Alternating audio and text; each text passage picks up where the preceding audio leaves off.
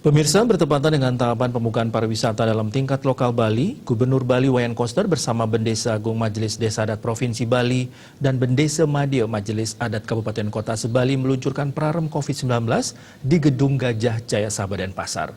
Prarem ini dalam rangka pencegahan dan pengendalian Gering Agung COVID-19 di Provinsi Bali. Kehadiran prarem ini sebagai terobosan berbasis kearifan lokal yang diterapkan berdasarkan Peraturan Daerah Nomor 4 Tahun 2019 tentang Desa Adat di Bali dalam memperkuat fungsi dan kewenangan Desa Adat di Bali. Penyerahan prarem untuk semua desa adat di Provinsi Bali sebanyak 1.493 desa adat yang diwakili Bendesa Madya Majelis Desa Adat Kabupaten Kota Sebali yang sudah ditandatangani oleh Bendesa Agung Majelis Desa Adat Provinsi Bali. Gubernur Koster menyatakan menandai pelaksanaan protokol tatanan kehidupan era baru di Provinsi Bali berbasis desa adat, telah sepakat bersama Bendesa Agung Majelis Desa Adat Provinsi Bali dan Majelis Adat Kabupaten Kota Sebali untuk mendorong semua desa adat membuat prarem. Mengingat desa adat dengan praremnya memiliki kekuatan niskala dan skala, serta ikatan yang kuat dengan kerama desa adat di wewidangan masing-masing desa adat. Hal tersebut dapat diberdayakan dalam konteks untuk mendisiplinkan atau menertibkan masyarakat di wewidangannya agar dapat melaksanakan protokol tatanan kehidupan era baru. Mengapa saya menerapkan cara ini?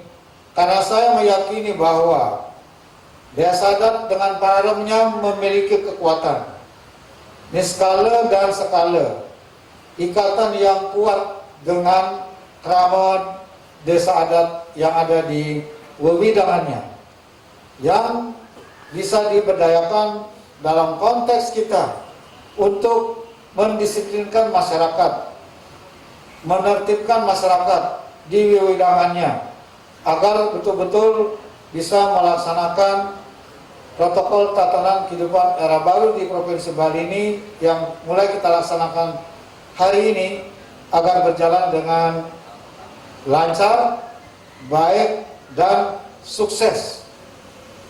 Ukurannya adalah nomor 1, bisa mengendalikan penambahan COVID-19 di wilayahnya, kasus positif di wilayahnya. Bendesa Agung MDA Bali Ide Panglingsir Agung Putra Sukahat menyatakan, prarem ini lebih ketat dalam mengatur protokol tatanan kehidupan era baru di seluruh wewidangan desa adat di Bali. Ditegaskan agar prarem ini berjalan efektif, jika melanggar akan dikenakan sanksi secara persuasif, peringatan, pembinaan, namun jika memengkung akan didenda sebanyak 25 kg beras. Prarem ini juga mengatur supaya berjalan efektif dan ada sanksinya. Jadi kalau ada siapapun di Bali ini, di wongkon desa adat ini, di Bali ini kemudian melanggar, ya akan diberikan satu peringatan, ya pembinaan, kan begitu. Kita persuasif pembinaan, peringatan. Tetapi kalau tetap memengkung misalnya sampai sekian kali masih, lalu akan didenda sebanyak 25 kg beras, kira-kira setara 250.000.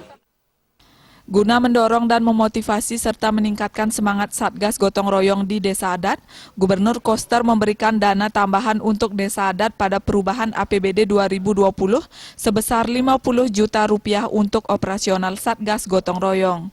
Koster berharap Bendesa Agung Majelis Desa Adat Provinsi Bali, Bendesa Madya Majelis Desa Adat Kabupaten Kota, Bendesa Alit Majelis Desa Adat Kecamatan, dan Bendesa seluruh Bali selalu berkomunikasi sebaik-baiknya kepada kepala desa, kelurahan, dan relawan COVID dan aparat lainnya.